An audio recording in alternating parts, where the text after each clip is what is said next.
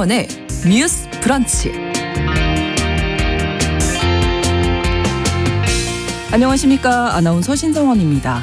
어제에 이어 오늘도 교내에서 숨진 초등학교 교사 사건을 통해 불거진 교육 현장 내 교권 추락 실태 짚어보겠습니다.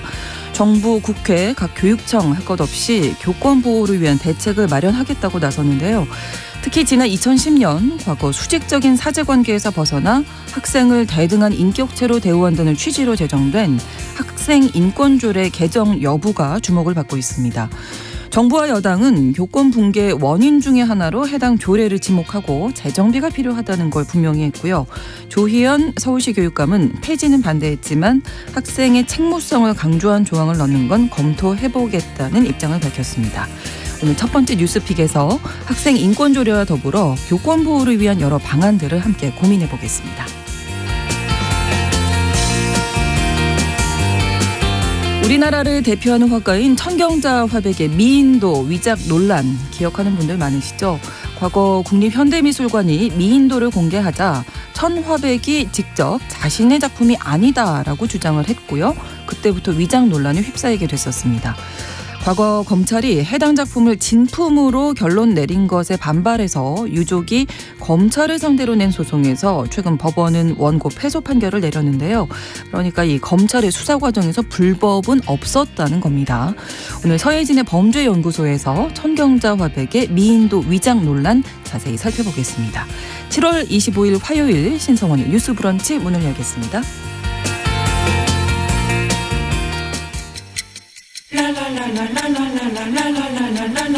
듣고 공감하고 진단합니다.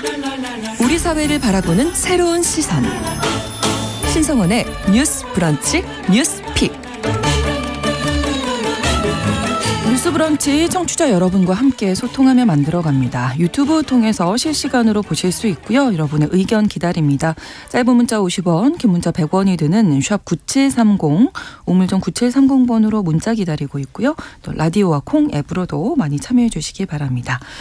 화요일의 뉴스픽은 한겨레신문 박다혜 기자, 조성실 시사평론가 두 분과 함께합니다. 어서 오세요. 네, 안녕하세요. 네, 안녕하십니까. 자, 첫 번째 뉴스픽이 이 교권 보호를 위한 대책들이 쏟아지고 있어서 점검을 한번 해볼 텐데, 일단 부산에서도 초등학생이 교사를 폭행한 사건이 뒤늦게 또 알려졌습니다.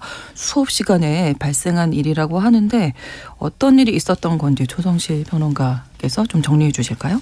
네, 어제죠. 7월 24일 부산시 교육청이 교육활동 보호 개선 방안을 발표하면서 네. 본격적으로 기사화가 되었는데요. 이 사건은 직전에 발생한 것은 아니고 전월 초에 발생한 것으로 알려져 있습니다. 네. 학기 초부터 계속해서 주변 친구들과의 갈등 혹은 이제 수업 방해 행위로 인해서 여러 번 제지를 받았던 학생인데, 이제 지난달 초에 특정 행위를 제지하는 과정에서 네. 선생님이 그 행위를 하지 않도록 여러 차례 이야기를 했고, 근데 그 학생이 분노 끝에 선생님을 최소 10여 차례 이상 가격해서 전치 3주 이상의 갈비뼈 형상을 입고 네. 현재는 병가 중인 것으로 알려져 있거든요.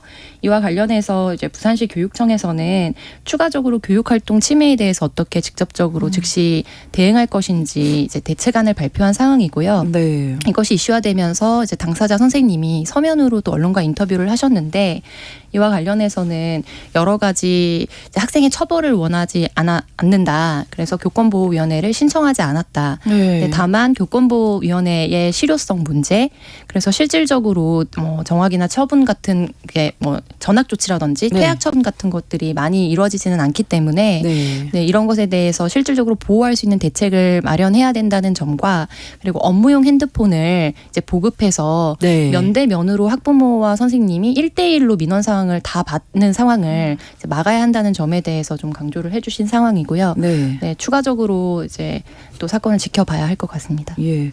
그 어제도 저희가 얘기 나눴었는데, 서울에서 이제 양천구 초등학교에서 6학년 학생이 교사 폭행 사건이 있었잖아요. 여기가 지금 전학 처분을 받았다 이런 뉴스가 나왔거든요. 이번 사건은 그러면 지금 선생님이 네. 처벌을 원하지는 않는다. 네, 교권보호위원회 처벌을 원하지 열리지 않았고. 않는다고 밝히셨고, 네. 근데 다만 이제 인터뷰에 나온 거는 서면 네. 인터뷰였고, 처벌을 원하지 않으신다고 하셨고 결과적으로 교권보호위원회를 신청하지 않았기 때문에 이제 추정컨대 학생에 대한 직접적인 조치는 이루어지지 않은 상태일 것으로 보이거든요. 그런데 이제 이 학생이 선생님 증언이나 또 교육청에서 발표한 여러 자료들을 취합해서 봤을 때 학생들 주변 교우들에게도 사실은 일정 부분의 폭행 행위와 유사한 상황이 지속되던 중에 선생님에게까지 폭행 행위를 한 것으로 알려져 있어서 이제 이런 학생들에 대해서 어떻게 치료적인 부분과 그다음에 추가적인 문제를 방지하는 대책을 마련할 것인지에 대해서는 좀 지켜봐야 하는 상황인 것 같습니다. 네. 자, 그리고 이제 지금 계속 이야기가 나오고 있는 교내에서 숨진 초등학교 교사의 일기장이 일부 공개가 됐거든요. 학교 내의 문제 때문에 힘들어했다 이런 내용이 적혀 있었다면서요. 네, 맞습니다. 이제 어제 서울교사 노동조합이 이제 네. 유족분들의 동의를 얻어가지고 네. 일기장의 일부를 공개를 하셨어요. 근데 이제 이번 달 초에 쓴 일기더라고요. 그래서 보면은 이제 월요일 출근 후에 이제 업무 폭탄이 있었다. 그리고 어떤 학생의 이름이 이제 같이 적혀 있었는데 어떤 학생이 이제 뭐 어떤 학생의 난리가 겹치면서 모든 게 이제 버거워지고 놓고 싶다 뭐 이런 이제 문장이 적혀 있었는데 아무래도 이제 이 사건이 불거진 뒤에 이제 학교 차원에서 이게 어떤 학생이 뭐 따로 학생 관련 신고가 없었다 뭐 이런 이제 대응을 내놓다 보니까 네. 이제 유족분들께서 아니다. 이제 우리 아이가 이제 개인적인 어떤 개인적인 일 때문에 이런 것이 아니고 분명히 어떤 학교의 업무와 연관성 때문에 힘들어했다라는 점을 좀 알리기 위해서 좀 어려우셨겠지만 좀 일부를 이제 공개하는 거를 동의를 해서 공개를 한 것 같습니다. 그래서 이 부분에 대해서는 이제 좀 수사가 시작되는 것 같고요. 그러니까 전체적으로 이제 교권이 침해당하고 있는 교육 현장의 현실이 많이 이제 고발이 되면서 교권 보호를 위한 대책이 많이 나오고 있는데 어제 대통령과 정부가 교권 확립을 위한 제도 개선에 나서겠다 이런 입장을 밝혔네요. 네, 이 내용도 좀 정리해 주실까요? 네. 제가 하겠습니다. 네, 맞습니다. 어제 사실 학생인권 조례에 대한 얘기가 굉장히 많이 나왔어요. 그래서 어제 교육부도 이제 기자회견을 했고 이제 서울시 교육청 쪽에서도 기자회견을 하면서 이제 어떤 대책 마련에 대해서 얘기를 했는데요. 특히 이제 윤석열 대통령 같은 경우는 학생인권조례를 개정을 해야 된다. 그래서 이제 대변인 브리핑을 보면 어쨌든 이번 정부는 출범 이후에 일관되게 교권을 강화하는 정책을 추진을 해왔다. 그렇기 때문에 이제 사실 다음 달 안으로 우리가 교육부 고시를 개정해서 뭐 교육상 부적절한 물건을 뭐 학생이 갖고 있다거나 아니면 수업 시간에 뭐 주의나 훈계 등으로 이제 그러니까 안 되는 경우에 이제 이런 어떤 학생 지도 방식의 구체적인 범위를 우리가 시행령에 명시를 하겠다라고 이제 밝힌 상황이고요. 사실 이미 이 사건이 발생하기 전에도 지난달 20일 이제 국무회의에서 뭐 학교장이나 교사가 뭐 학업, 진로, 인성, 뭐 대인관계 분야 이런 거에서 어쨌든 학생들에 대해서 훈계를 할 수 있다라는 어떤 그 초중등 교육법 시행령을 이미 의결을 한 상태예요. 그래서 이제 뭐 학생 생활 지도권을 명문화한 뭐 이런 초중등 교육법도 사실 지난해 말에 좀 개정이 됐고요. 그래서 뭐 이런 부분에 대해서 조금 더 실효성을 강화하는 방안을 고민을 하겠다라고 밝힌 상황인데 일단 가장 지금 핵심으로 떠오르는 거는 이제 학생인권 조례인 것 같아요. 이제 학생인권 조례가 이제 2010년대 초반에 막 제정되기 시작하면서 어떤 학생 인권에 대한 인식은 높아졌는데 이제 사람들 학생 자신들도 마찬가지고 어떤 학부모들도 어떤 인권을 이유로 이제 그 교사의 어떤 훈육이나 교육 부문에 대해서 사실 제지를 하고 그거에 대해 항의를 하는 경우가 늘어나고 있다. 이제 이런 여론이 되게 강하게 좀 일어나면서 학생 인권 조례를 뭐 정비하겠다, 개정하겠다 이런 방침들을 좀 내놓고 있는 그런 상황입니다. 네. 근데 이 부분에 대해서 찬반이 좀 나뉘고 있잖아요. 네, 맞습니다. 이 사건이 발생한 이후에 앞서 언급하신 것처럼 정부의 이제 고위 관료들이 이것이 학생인권 조례가 또 확대됨으로 인해서 교권과의 충돌, 그리고 교권이 이제 확립되지 않는 부작용으로 인해서 발생한 일이라는 문제 진단을 한 바 있습니다. 이와 관련해서는 또 조희연 서울시 교육감이 교원단체 세 곳과 함께 공동 기자회견을 가졌거든요. 그래서 서울특별시 교원단체 총연합회, 서울교사노동조합, 전국교직원노동조합과 함께 기자회견을 열어서 이제 정부 대책의 취지를 일부 인정하기는 했습니다. 이제 다만 학생들의 책무성을 강화하는 방향의 조항을 추가하는 것에 대해서는 교육적 방침에 따라 필요하다고 보지만 학생 인권과 이제 교권, 그 중에서도 교사의 교육활동 보호를 대립적으로 규정하고 그래서 학생인권 조례를 폐지함으로써 이 문제를 해결할 수 있다라고 보는 방침에는 우려를 표했거든요.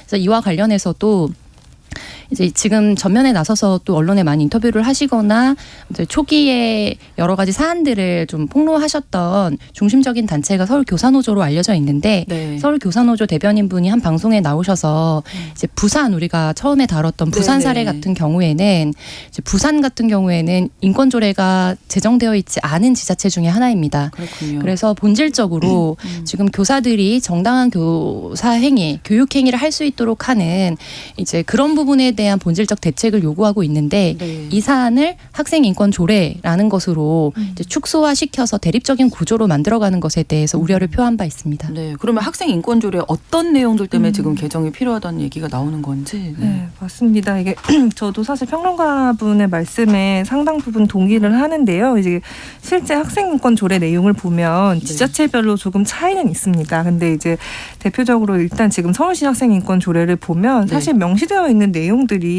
차별받지 않을 권리, 뭐 폭력 및 위험으로부터의 자유, 교육을 받을 권리, 뭐 사생활의 비밀, 양심과 종교의 자유, 표현의 자유 이런 정도들이 있어요. 사실 헌법에 규정된 내용들인데 이게 우리가 학생인권조례가 그 만들어진 맥락이나 역사를 같이 생각을 해야 될 것 같은데 저희가 이번에 사실 이번 방송을 준비하면서 우리가 학교 때만 해도 사실 체벌도 워낙 교실에서 있었고 그런 분위기였는데 참 많이 바뀌었다라는 이야기를 하면서도 그때 당시에 어떤 교실에서 그러니까 이게 학생이라는 이유로 이게 사실 어떤 뭐라고 할까요? 어떤 인간 대 인간으로 보기보다는 그러니까 무조건 훈육과 체벌의 대상이 되는 경우가 있었기 때문에 그때 이제 학생들의 인권을 보호하자는 차원에서 사실 오랜 기간 만들어진 거고 그렇죠. 앞서 선생님께서 말씀해 주신 것처럼 학생인권조례를 없애거나 아니면 학생인권조례에서 학생인권 부분을 줄인다고 해서 그거에 대한 반대급부로 선생님의 뭐 교권이 이제 늘어나거나 하는 건 아니거든요. 우리가 늘 인권을 얘기할 때 어떤 인권은 정해진 파이가 있고 거기서 누군가가 A가 뭐 이만큼을 80을 가져가면은 우리한테는 20밖에 안 남아. 이게 아닌 거죠. 가 아니잖아요. 맞습니다. 맞습니다. 네, 맞습니다. 그래서 이거는 그러니까 인권과 이제 인권에 대한 권리라는 거는 사실 모두가 같이 이제 누리는 것이지 이게 너와 내가 대결해서 싸워서 우리가 쟁취해야 될 권리가 아니기 때문에 이 문제를 학생 인권조례 를 어떻게 없애거나 정비 방안을 어떻게 고민할지는 조금 더 지켜봐야 될 것 같아요. 근데 이거를 학생인권조례를 건드려서 해결될 수 있는 문제냐라는 거는 저희가 좀 다시 한번 생각을 해봐야 될 것 같고요. 사실 예전에 그럼 어땠나 지난 10년 동안 어땠나도 이제 한번 살펴보니 정부가 이런 교권을 강화하겠다는 대책이 나온 게 사실 최근의 일이 아니더라고요. 그래서 이미 2012년에도 교육부에서 교권보호 종합대책 을 발표를 한 적이 있고요. 그때 당시에도 이제 뭐 경기도교육청이나 뭐 광주, 서울 이런 데서 이제 인권조례, 학생인권조례가 도입이 되니까 교권 침해가 늘어났다라는 막 이런 의견들이 생겨서 교권 보호 대책 이런 게 마련이 됐었거든요. 그래서 그때도 무슨 학교 안에 뭐 학교 교권 보호위원회 이런 거를 만들어 놓고 그러니까 시도 차원에서도 교권 보호위원회를 만들어서 이거를 좀 보장할 수 있는 방안을 뭐 만들자라고 해가지고 만들었던 건데 사실 우리가 먼저 해야 될 거는 그러면은 학생 인권 조례를 뭐 수정하거나 없애는 방안을 고민하기보다는 그 지난 몇 년 동안 우리가 만들어놨던 교권 보호 대책이 있었고 그럼 그게 왜 현장에서 작동하지 않았을까? 이게 왜 어떤 학부모들의 민원을 어떤 교사 개인이 홀로 이렇게 맞닥뜨려서 이렇게 그 이번에 선생님들 말씀을 들어보니까 이런 것들을 맞닥뜨리면 교사 개인이 변호사를 섭외하거나 이렇게 해서 대응을 하신다고 하더라고요. 근데 왜 사실 학교라는 어떤 이 보호 조직이 있는데도 불구하고 학교라는 조직에서 선생님을 보호할 수 없었는지 왜 이거를 한 명이 다 모든 걸 떠안아야 되는 구조였는지 왜 기존에 있던 대책이 작동하지 않았는지 이런 거를 사실 사실 먼저 살펴봐야 된다고 저는 생각이 듭니다. 네.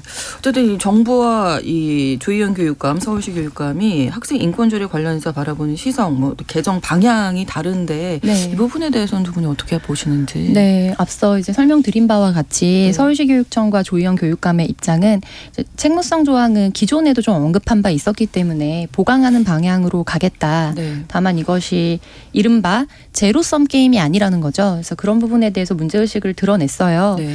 네, 저는 이와 관련해서 저의 생각과 가장 유사하게 이제 부 헤드라인이 뽑혔던 기사를 한번 가져와 봤는데요. 네. 오마이뉴스에서 어제 신정섭 기자의 이름으로 올라왔던 기사인데 학생 인권 조례가 사지로 내몰았다. 그 시절로 돌아가자는 건가 하고 부제가 학생 인권 보장 탓에 교권이 무너졌다고 주장하는 선수들이 등장했다가 되는 겁니다.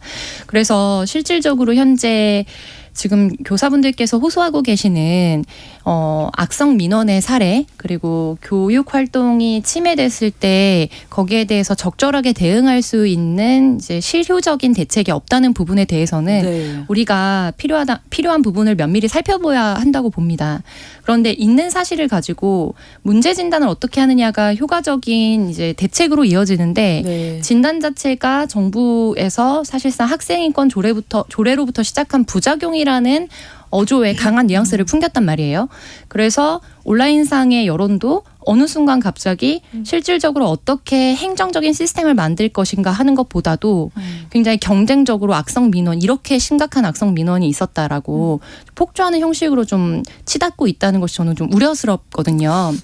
그래서 이제 역으로 바꿔봤을 때 예를 들면 이제 제가 스쿨미투 사안을 가지고 이 자리에서도 여러 번 말씀드렸었는데 네. 이제 교사들의 부적절한 교육 활동 그중에서도 성추행이나 성폭행에 준하는 활동들에 대해서 징계 조치가 적절하게 이루어지지 않았고 교육청이 그것에 대해서 어떻게 대응을 하고 있는지에 대해서 알 권리가 보장돼야 된다라는 활동들이 학생들과 학부모를 중심으로 해서 이렇습니다. 네. 근데 그런 상황들에서 이제 모든 교사가 학생들을 그렇게 바라보고 있다라는 방식으로 단정적으로 이제 확대되지는 사실 않았거든요. 네. 그런데 저는 이 사안에서 우리가 좀 주의해야 하는 상황은 이제 교사분들도 사실 요구하고 계시고 우려하고 계신 부분이 이 부분입니다. 그러니까 너무 모든 학부모 혹은 이제 요즘에 노키즈존을 중심으로 해서 확대되고 있는 이른바 아동 혐오, 네. 아동들에 대해서 용납하지 못하는 어떤 이런 정서와 이것이 맞물리면서 본질적으로 교사분들이 지금 노동 환경 개선돼야 되고 네, 노동권의 차원에서 사실 이 부분이 좀 보장이 돼야 되는데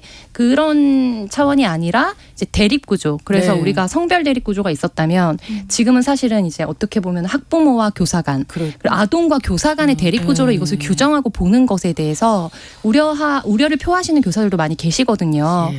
네, 그래서 이런 부분에서 이 기사를 제가 이제 부제를 굳이 언급을 한 거는 이런 여론에 어떤 축을 만들어내고 있는 흐름이 어디로부터 비롯되는 것인지 우리가 좀 분명하게 보고 그것과 구분해서 건전하게 합의점을 마련할 필요가 있다는 점을 좀 말씀을 드리고 싶고 네. 한 가지 키워드로 보자면 사실 저는 행정의 부재라고 봅니다. 네. 그래서 어제 이제 서울시에서 기자회견을 하는 과정에 이제 비정규직으로 교원 활동을 하셨던 교사분이 유사한 사례로 사망하셨던 사안과 관련된 유가족분에도 호소가 있었거든요. 그리고 작년도에도 이제 이거는 학부모의 민원으로 인해서 혹은 발생했던 일이지만 또 교직 내에서 교원 구조 내에서 이른바 갑질이라고 불리우는 이제 부당 행위를 당하다가 스스로 네. 생을 마감했던 비정규직 교사에 대한 기사가 또 나오기도 했습니다. 그런 방식으로 우리가 이제 누가 누구에게 갑질을 하느냐 네. 이렇게 구조화해서 보기 시작하면 사실 이 문제는 굉장히 난망하게 쪼개질 수밖에 없는 거거든요. 네. 그래서 행정력을 행정의 부재다. 어떻게 보완할 것인가에 대해서 좀 초점을 모아갈 필요가 있다는 점을 말씀드리겠습니다. 악성 민원이 있을 때 학교 차원의 대응, 교육청 차원의 네. 대응 이런 행정적인 면에서 지적을 해주셨고요. 박태희 기자님. 네, 저도 사실 상당 부분 동감을 하고 예.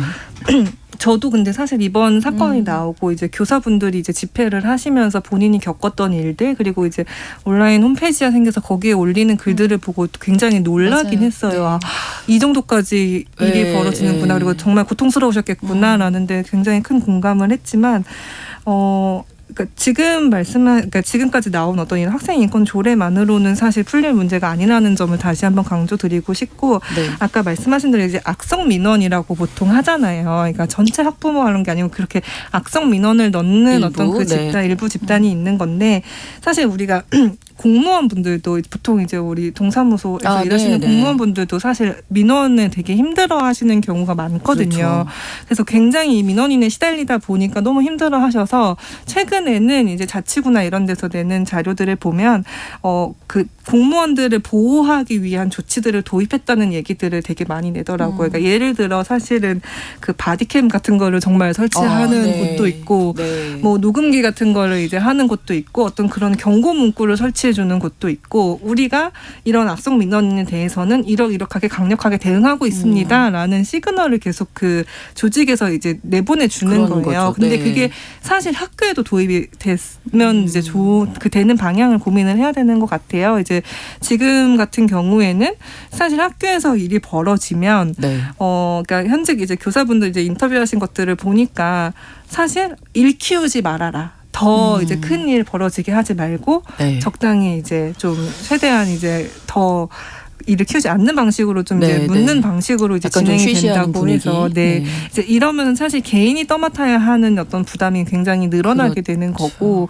어쨌든 학교라는 조직에서 이제 교사들을 보호하기 위한 어떤 실효적인 조치 그런 거를 먼저 고민했으면 그런 그렇게 좀 필요하지 않나 그렇게 생각이 듭니다. 네. 좀 붙여도 될까요? 네. 네. 부산시 교육청에서 발표한 대안 중에 이제 하나가 그런 부분에서 교권보호위원회를 지금은 이제 만약에 교사가 학교 시스템 내부에서 이제 문제 상황을 보고를 했을 때 네. 학교장 또는 교권보호위원회 위원장 네. 혹은 교권보호위원회의 지자체별로 좀 차이는 있지만요. 네. 3분의 1이나 2 이상의 이제 요청이 있을 때 교권보호위원회를 개최하도록 하고 있거든요. 네. 그런데 이번에 이제 부산시 교육청에서는 교원이 교육청에 직접적으로 이제 사고를 신고할 수 있도록 그리고 그런 사고가 접수되면 이제 학교 차원에서 학교장은 의무로 교권보호원회를 열도록 하는 방향으로 이번에 도입을 하겠다라고 좀 발표를 했어요. 네. 그리고 서울시 교육청에서 이제 세 개 단체와 같이 조영 교육감이 발표한 거에는 교육 공동체 관계 설정에 대해서 실태 조사 를 하고 거기에 관련한 직접적인 가이드라인을 좀 마련하겠다. 네. 그리고 또 교사분들이 요구하고 계시는 것 중에 하나가 즉각 분리입니다. 예를 들면 그렇죠. 물리적 폭력이 전치 3주에 입어서 그 이상을 입어서 정말 네. 상해를 당하게 되는 것도 심각한 일이지만 학생들 앞에서 교사가 그렇죠. 네 공공연하게 이제 폭행을 당했을 때 정신적인 트라우마가 발생을 네. 하거든요. 그런데 이 교권보호위원회가 발생한 이후에 학생은 이제 계속해서 정규적으로 학교에 등교를 하게 되고 교사는 그 이외에 전학이나 퇴학 처분이 되지 않는 이상 계속해서 마주쳐야 되는 네. 상황이고 병가 처리가 수속이 밟아지고 그다음에 대체할 수 있는 선생님이 또 마련되고 하는 상황이 되기까지 계속해서 그걸 감내해야 되는 상황인 거예요. 그래서 이런 부분들에 대한 개선 그리고 교사 개인 번호를 노출하는 것 이런 네. 부분들에 대해서 결국에는 이제 교육지원청이 지원하는 역할을 해야 되기 때문에 교육지원청과 교육청, 교육부 차원에서 이거를 1대1의 대립구도가 아닌 네, 행정력을 동반해서 시스템을 통해서 필요하고 정말로 여기서 건설적 논의를 할 수 있는 이제 부당한 사례들을 필터링 해달라는 거거든요. 네, 그런 부분에 대한 조목조목의 좀 대응이 필요한 상황이라고 보면 될 것 같습니다. 더불어서 그 반 학생들은 선생님이 내 친구한테 네. 폭행당하는 장면을 봤으니. 근데 저는 이런 생각이 들었어요. 그러니까 결국에 교사에게 폭행을 하는 학생이 발생했다 네. 하면 우리가 합리적 추정이 가능한 거는 이제 그간에 누적적으로 수업 방해 행위는 있었을 것이고 그러면 자기와 힘과 어떤 위계가 비슷한 네. 교우, 친구에 대한 폭행은 없었을까. 근데 보통 그중에 뭐 굳이 확률적으로 따지자면 10중 8구는 사실 네. 주변 친구에 대한 폭행이 선행됐을 가능성이 높거든요. 그러면 이 친구를 전학 조치를 사실 지금 우리 전 사례에서 했는데 네, 전 네. 우려되는 거는 이 친구가 전학을 가면 그 학교에서는 문제가 발생하지 않을 것인가. 그래서 이게 약간 폭탄 돌리기처럼 되는 것. 이게 좀 우려스럽고 저는 금쪽이 사안에 대해서 금쪽이 같은 류의 방송을 해서는 안 된다라고 이 자리에서도 여러 차례 말씀드렸는데 이게 오은영 박사 개인의 문제로 치환되는 건 정말 엉뚱한 곳으로 흐르는 것이다. 네. 라는 점과 마지막으로 이 교우에 대해서요. 네. 그러니까 치료적으로 봐야 된다. 이게 학교와 어린이에서만 발생하는 사회적 문제가 아니라는 점도 강조하고 싶습니다. 네, 잠시 후에 저희가 또 이야기 좀 나누도록 하겠습니다. 2부에서 이어지고요. 11시 30분부터 일부 지역에서 해당 지역 방송 보내드리고 또 만나겠습니다.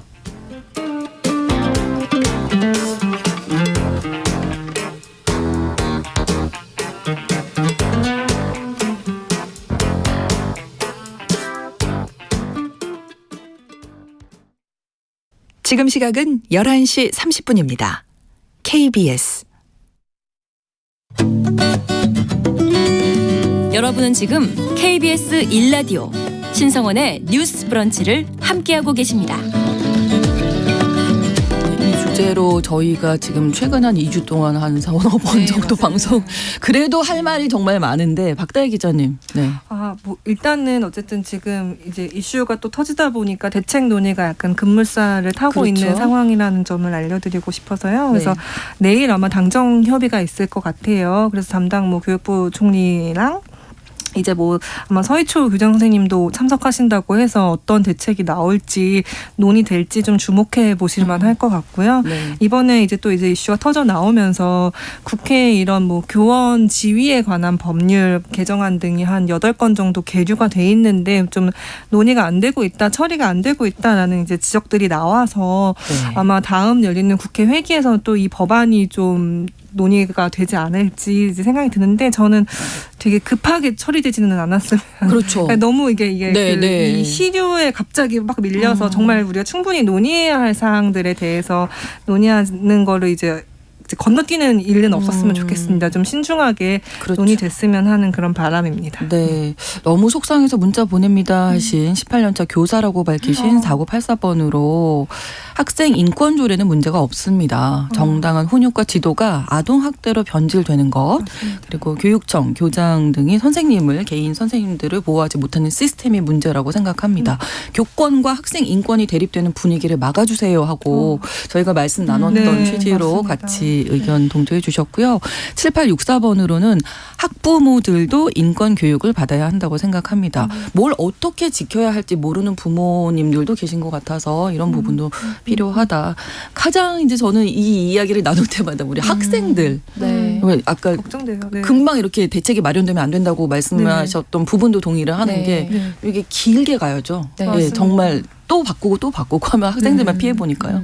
지금 나오고 있는데 무조건 또 학생부에 기록하자 이제 이런 얘기들이 있는데 네. 저는 그게 또 방법이 될까? 왜냐면 그게 또 다른 갈등의 소지로 번질 수도 있겠다는 생각이 들거든요. 그래서 저는 지난번에 우리가 사실 이제 장관 청문회 할 때도 학생부에 기록하자라는 방식으로 대책이 나오는데 그게 어느 정도 효과가 있는 굳이 계층을 나누자면 학내에도 계층이 있을 거라고 생각합니다. 진학에 민감한 입시가 중요한 학생들. 네, 그런데 예를 들면 진학에 민감한데 인성적인 부분에서 지도가 어려운 학생도 있지만 네. 아예 사회적으로 이제 고립되거나 네, 그리고 치료가 필요한 수준의 또 아동이 있거든요. 그렇죠. 네, 그 부분에 있어서는 전혀 이제 대책이 될 수 없다는 점. 맞습니다. 그리고 우리가 지금 이유를 알기 어려운 남이 더 불행해지길 원해서 이제 칼부림을 한다든지 이런 사고들이 계속 잇따라 발생하고 있잖아요. 그래서 이게 세대 전체에서 사실은 급증하고 있다.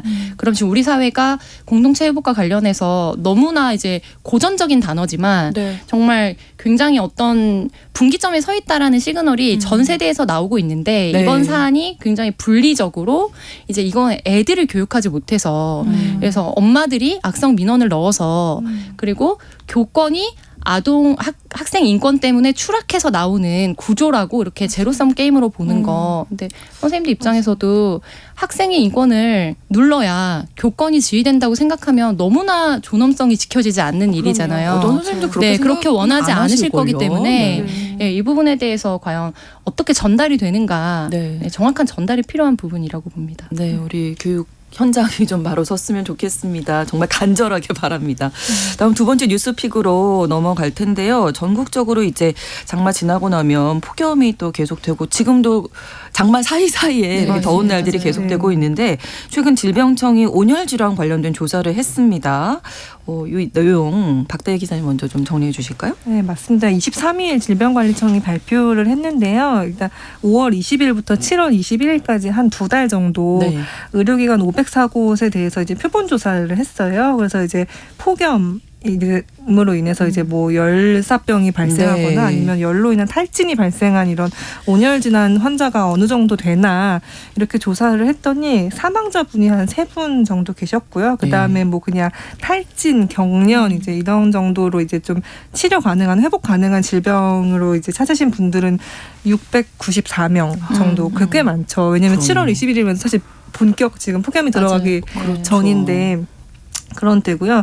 특히 사실 이제 이분들이 발생한 그 기간을 보니 폭염이 딱 기승을 부리는 7월 19일부터 21일까지 단 3일 동안 네, 이렇게 네. 좀 집중적으로 발생을 하고 있다고 해요. 근데 아마 이거는 표본조사이기 때문에 실제로 사실 온열질환 때문에 고생하시는 분들 특히 밖에서 일하시는 노동자분들 같은 경우에는 훨씬 더 집계보다는 많은 수가 될 것으로 예상을 하고 있습니다. 네, 온열 질환이니까 뭐 열사병, 맞습니다. 뭐 경련, 네. 뭐 이런 네, 것들. 뭐 열로 인해서 탈진이 벌어지거나 실신을 하시거나 뭐 이런 경우로 분류를 하더라고요. 네, 말씀해주신 대로 이제 실내보다는 실외에서 아무래도 많이 네. 발생할 텐데요. 예상하실 것처럼 이제 결과도 실내에서는 18.6% 그리고 네. 전체의 81.4%가 실외에서 발생한 것으로 알려져서 4배 정도의 이제 표본차가 보였고요. 네. 그리고 사망한 것으로 알려지신 3분 같은 경우에도 야외 작업 중에 병원으로 이송되면서 이제 사망하신 것으로 알려져 있습니다. 네. 그래서 이 실내 같은 경우에는 지금 적정 온도가 얼마가 돼야 하느냐 이런 이야기들이 있잖아요. 근데 네. 그것이 적용되는 사업장과 또 적정 온도 논의 자체가 무의미한 사업장이 있고 그렇죠. 그리고 그럼에도 불구하고 그게 실내라고 본다면 아예 전면적으로 사실은 직사 정말 광선에 온열에 완전 노출되는 작업장에서 하루에 8시간씩 업무를 해야 되는 분들이 있다. 네. 그래서 이제 질병관리청에서는 그늘막 등 더위를 피할 시설을 적극적으로 설치하고 야외 노동자들의 경우에 기온이 가장 높은 시간대인 네. 12시부터 5시까지의 휴식할 것을 이제 권고한 바 있습니다. 네, 그러니까 고용노동부에서도 이제 규칙적으로 쉴 것을 폭염에 취약한 노동 현장에서는 이제 권고를 하고 있는데 네. 실제로 지켜지지 않는 경우가 많다 네. 이렇게 보면 되겠죠. 네, 사실 강제 조처를 하긴 좀 어려운 상황이고요. 예. 저희가 한번 말씀드렸던 것 같은데 특히 건설 현장 같은 경우에는 그렇죠. 그 마감 시간을 맞추다 보니까 네, 네. 그렇게 쉬는 건 사치스럽거나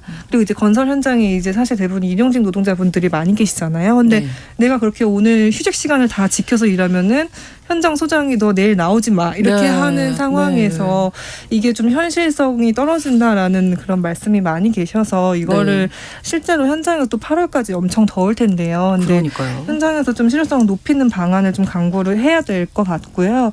그 이번에 제가 사실 기사 보면서 한번 무릎을 탁 쳤던 게 이제 이주 노동자분들. 저희 농촌은 그렇죠. 대부분 네, 이제 이주 맞아요. 노동자분들이 계시고 그렇죠. 저희가 사실 겨울에도 추위 때문에 돌아가신 분들을 다뤘는데 이분들은 그러니까 춥거나 덥거나 할 때 그 영향을 사실 제일 많이 직접적으로, 받으시는 예, 분들이신 받게 되죠. 거예요. 그래서 대부분 비닐하우스에서 일을 하시는데 비닐하우스는 이제 열을 가두는 구조다 보니까 거의 실내가 40도가 넘어간다고 하더라고요. 근데 이제 또 자기의 고용 권한이 그 고용주에게 달려 있다 보니까 이제 그런 어떤 처우에 대해서 얘기하기 쉽지 않은 그런 상황이라고 합니다. 그래서 실제로 한국환경연구원이 2018년에 펴낸 자료가 있어요. 그래서 그때 폭염 대응 방안을 보면 2015년 기준 조금 되긴 했는데 2015년 기준 국내에서 일하는 외국인 노동자가 온열 질환이 얼마나 발생하나 이걸 네. 봤더니 1만 명당 11.5건이었어요. 근데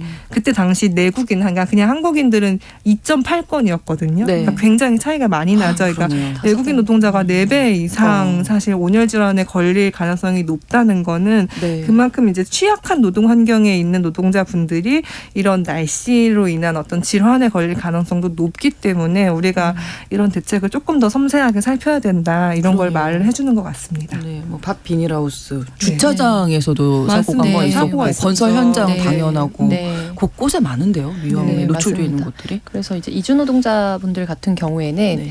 일터도 그렇지만요. 주거 문제가 또 이슈가 된 적이 있습니다. 그래서 이른바 비닐하우스 집이라고 하죠. 네, 네. 비닐하우스 집이나 거기서 조금 나아진 게 농막집 네, 형태에서 거주를 하고 그다음에 똑같은 곳에서도 일을 하시는 경우가 많기 때문에 그런데 냉난방을 하려면 비용이 발생을 하잖아요. 그래서 결국에는 재정적인 문제와 맞물리고 또 고용허가제에 따라서 이제 일하는 곳을 수시로 본인이 원하는 대로 선호에 따라서 바꾸기는 어려운 상황이기 때문에 네, 그리고 마지막으로 우리 현장에 나가서 업무를 해야 되는 분들이 또 계세요. 예를 들면은 이제 꼭 관련된 안전 방호복을 입고 네. 근무를 하셔야 되는 분들이라든지 네, 네. 교통지도를 나가야 하는 경찰관이라든지 그래서 생각보다 많은 부분에서 이제 정말 폭염에 맞서서 목숨을 걸고 일해야 하는 노동자들이 많다는 점을 좀 안타까운 상황이죠. 네. 네. 그리고 사실 그 제가 이전에 경북 예천 산사태나 뭐 오송 그 사고를 보면서도 느꼈는데 예상하지 못한 비의 양이 한꺼번에 내린 거잖아요. 근데 지금 유럽도 사실 지금 고온과 폭염을 지금 전 세계적인 엄청, 예, 좀 하는데 그래서 저는 이제 이상기후입니다. 이런 기후 위기가 너무 일상화됐기 네. 때문에 이미 우리가 어떤 재난 대응 매뉴얼을 만들거나 할 때도 네. 이거를 이제는 꼭 변수에 넣어야 된다라는 생각이 네. 들더라고요. 그래서 네. 그 점이 좀 반영이 됐으면 좋겠습니다. 그렇습니다. 화요일에 뉴스픽 마치겠습니다. 한겨레 신문 박다혜 기자, 조성실 시사평론가 두 분과 함께했습니다. 고맙습니다. 감사합니다. 수고하셨습니다. 신성원의 뉴스 브런치는 여러분과 함께합니다. 짧은 문자 50원, 긴 문자 100원이들은 샵 9730, 무료인 콩앱과 일라디오 유튜브를 통해 참여해주세요.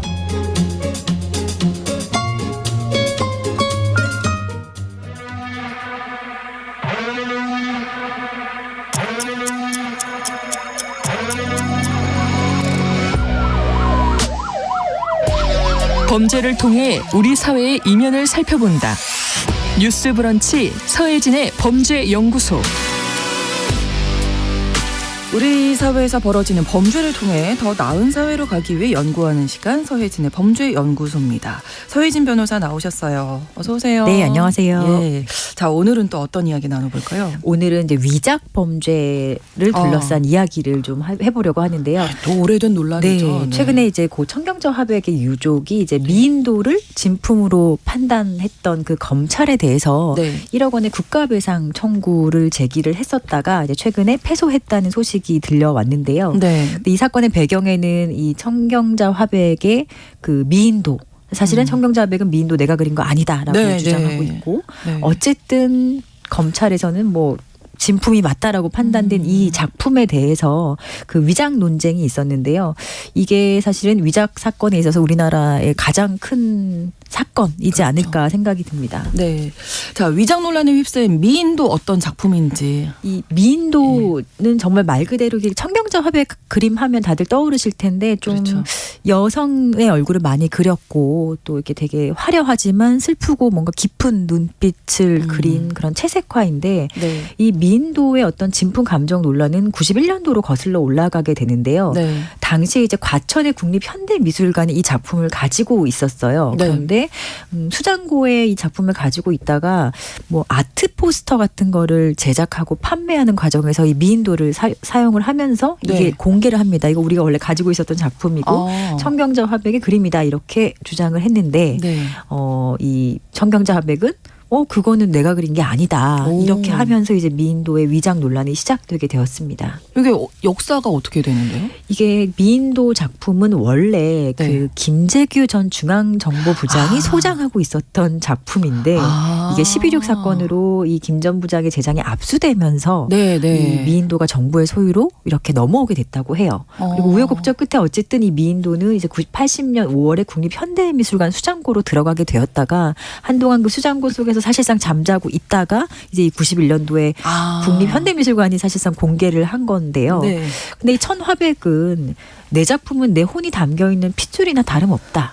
자기 자식인지 아닌지 모르는 부모가 세상에 어디 있는가 이렇게 얘기를 하면서 자기는 이런 작품을 그린 적이 없다라고 얘기를 하고 이 자신의 주장에 대해서 사실 사람들이 좀 제대로 귀 기울여들지 않거든요. 당시에도.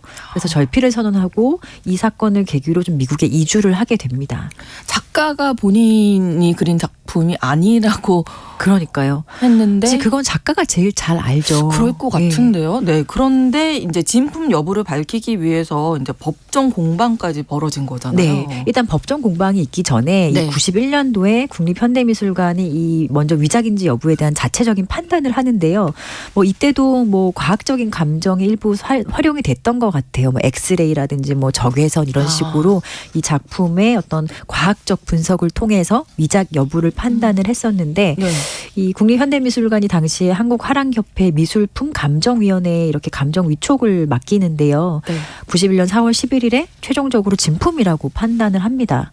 그래서 이게 사실 이런 과정에서 천화백이 엄청나게 정신적 충격을 네, 받았고 당시 이제 천화백의 나이가 60대 초반이었는데 천화백 이 진품 결론에 대해서 어떻게 그 작가가 자기 그림도 몰라보냐 이건 정신 나간 작가다 이런 식으로 오히려 작가를 비난을 하게 하는 이런 좀 제가 볼 때도 이해가 안 가는데 오히려 네. 작가를 좀 비난하고 이런 분위기가 좀 형성이 됐습니다. 그 당시에. 네. 그리고 또 그 당시 뭐 법원에서도 위작 여부 판단 불가하다는 결론이 났었고 네. 또 황당한 건 99년도에 내가 이 그림 그렸다라는 어떤 위작범이 나타나요. 그래요? 예. 근데 뭐 이 사람이 약간 말을 좀 여러 번 바꾸긴 하는데 그래도 여전히 국립현대미술관은 진품이다라는 의견을 유지를 했었습니다. 근데 본격적으로 이 위작 시비가 수사기관으로 이제 가게 된 계기는 네. 2015년에 천화백이 사망을 하거든요. 네. 사실 오랫동안 병상에 있었어요. 2003년에 이제 뇌졸중이 와서 병상에 오랫동안 있었고 15년에 사망을 하시는데 이때 천화백의 유족들이 네. 공동 변호인단을 구성해서 국립현대미술관 관장 등을 상대로 이거는 자꾸 이제 미인도를 진품이라고 하니까 이거는 죽은 사람에 대한 명예훼손이다라고 해서 사자 명예훼손 그리고 저작권법 위반 이런 혐의로 서울중앙지방검찰청에 고소를 하게 됩니다. 네. 당시에도 검찰의 결론은 이건 진품이다. 네, 맞아요. 네. 2016년 12월 19일에 서울중앙지방검찰청은 이건 사실상 뭐 진품이다라고 판단을 하면서 네. 최종적으로 이 고소한 사건에 대해서 불기소 처분을 하게 됩니다. 근데 이 수사 과정에서 프랑스의 되게 유명한 어떤 미술품 감정하는 팀에 네. 이 미인도의 위작 여부 감정을 맡기는데요. 네. 근데 프랑스 감정팀은 이건 위작이다라고 판단을 해요. 예. 근데 어쨌든 우리 중앙지방검찰청은 프랑스 감정팀과는 사실 완전히 정반대의 의견을 냅니다. 예. 그럼 여기에서 이제 사건이 끝났다면 저희가 이야기를 안 했겠죠. 네, 여기서 끝나지 않고 네. 이제 천화백의 유족인 이제 차녀 김정희 교수가요. 네. 2019년에 검찰이 뭐 감정위원을 좀 회유하고 미인도가 진품이라고 언론사에 뭐 보도자료 같은 걸 배포하면서 네. 이건 허위사실을 유포한 거다. 이건 이제 고인이 된 천화백과 유족의 명예를 훼손한 거고 또 검찰 수사 과정이 전반적으로 위법했다라는 이유를 들어서 최종적으로는 국가에게 1억 원의 지급을 구하는 국가 배상 청구 소송을 제기를 합니다. 그리고 이 사건의 1심 판결이 이제 최근에 있었던 거고요. 그렇군요. 예, 이 사건이 결국에 패소했다라는 원고 소식이 패소. 전해졌습니다. 법원의 얘기는 뭔가요? 원고 패소 내린 근거. 근거는 뭐 수사기관은 일단 5개월에 걸쳐서 사건 수사하면서 네. 뭐 소장 이력도 확인하고 뭐 과학감정, 뭐 전문가 안목 감정 이런 거 다양한 방법으로 조사를 진행했고 네. 그리고 뭐 검사가 감정 절차에 부당하게 개입했다고 보기는 또 어렵고 그리고 진품으로 결론 이렇게 보도자료에 기재를 해서 검찰이 배포를 하거든요. 네. 거기에 이렇게 표기되어 있는 부분은 그냥 수사기관의 수사 결과나 판단 결과를 표현한 것이기 때문에 네. 그 표현 자체가 어떻게 좀 위법하거나 부당하다고 보기는 어렵다. 그래서 국가 배상 청구를 하려면 어떤 그 직무집행행위가 위법해야 되거든요. 그래서 이게 위법한 정도는 아니다라고 판단을 한 겁니다. 그러니까 이번에 요 결론은 천화백의 미인도가 진품이다 아니다 위작이다의 결론이 아니라 네. 예. 그렇죠. 검찰의 어떤 네. 수사 과정의 불법이나 위법 요 정도가 없었다는 정도의 판단이고요. 예. 이 판결을 통해 미인도가 뭐 최종적으로 진품임이 확인됐다. 위작이 아니다. 이런 판단을 했다고 평가하기는 좀 이거는 어렵습니다. 아니고, 예. 네. 그러니까 검찰이 일부러 뭔가의 과정을 통해서 진품이라고 발표한 것은 아니다. 네, 네. 이렇게 본 거라고. 네, 검찰이 뭐 나름대로 자체적인 수사를 하면서 예. 뭐 그 여러 과정에서 가지, 불법적인 건 없었다. 없었다는 겁니다.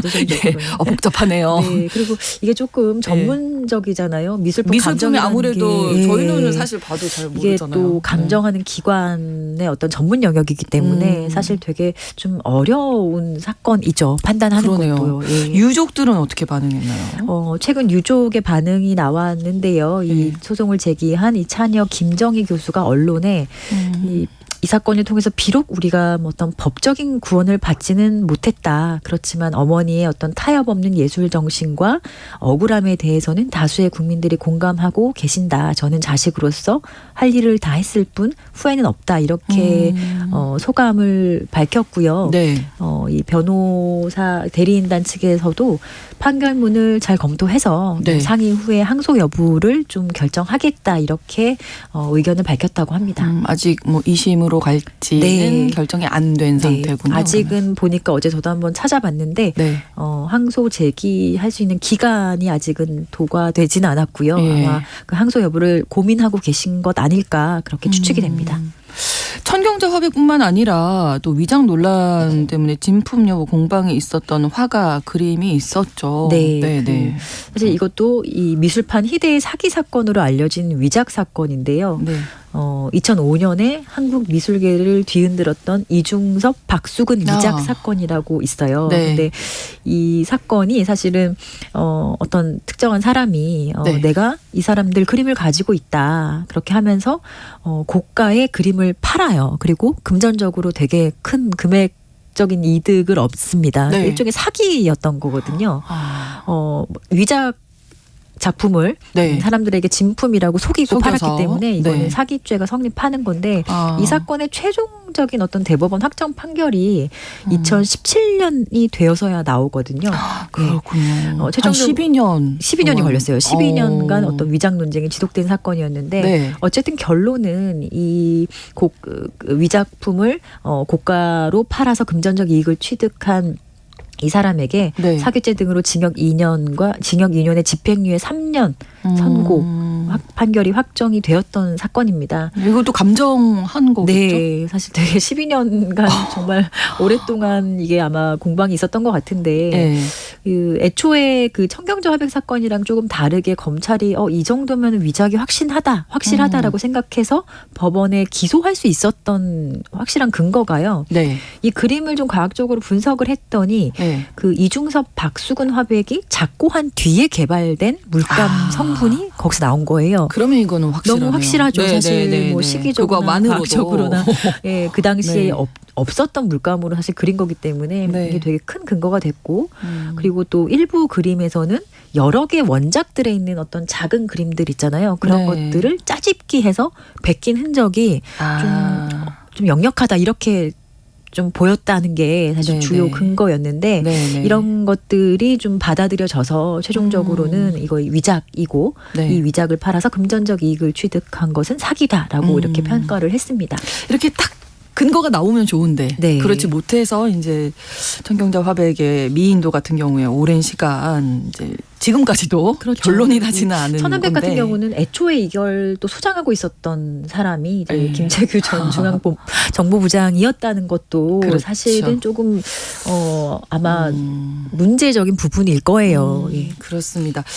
말씀 아까도 해주셨지만 미술 분야 정말 전문적인 분야라서 사실 뭐 진위 여부 판단하는데 어려움이 많겠습니다. 네, 이게 보면 뭐 과학적인 뭐 엑스레이 적외선 이런 네, 것들을 네. 동원한 과학 감정이 있고 네. 또 아니면은 상당히 그 권위가 있거나 뭐 그 미술계에서 좀 인정받는 그런 감정 위원들이 이 화풍이라든지 뭐 스타일 이런 것들을 감정하는 안목 감정 이런 것들도 많이 활용을 합니다. 그리고 네. 자료로 이제 감정을 하는 자료 감정 이런 게 주된 감정 기법인데요. 네. 사실 상당히 어렵죠. 과학 분석 같은 경우도 일반인이 쉽게 접근하기도 어렵고요. 그렇죠. 매우 전문적이고 어떻게 보면 조금 폐쇄적인 분야라고 할 수 있습니다. 그리고 사실 감정을 누가 하느냐 그리고 어떤 기관이 하느냐에 따라서 이렇게 결과가 좀 달라지는 것도 좀 일반인의 입장에서는 조금 이해하기 어려울 수 있고 아니면 신뢰성 담보에 있어서도 좀 부족하다고 느낄 수도 있을 것 같아요. 네, 네. 아무튼 좀 어렵습니다. 네, 전경자 화백의 미인도 위장 논란 오늘 서예진의 범죄연구소에서 만나봤습니다. 서예진 변호사와 함께했습니다. 고맙습니다. 네, 고맙습니다. 오늘 끝곡으로 노라 존스와 피터 말릭 그룹이 함께한 뉴욕시티 보내드리면서 화요일에 뉴스브런치 마치겠습니다. 저는 내일 오전 11시 5분에 다시 오겠습니다. 고맙습니다. I can't remember what I planned tomorrow. I can't remember when it's time to go. When I look in the mirror, tracing lines.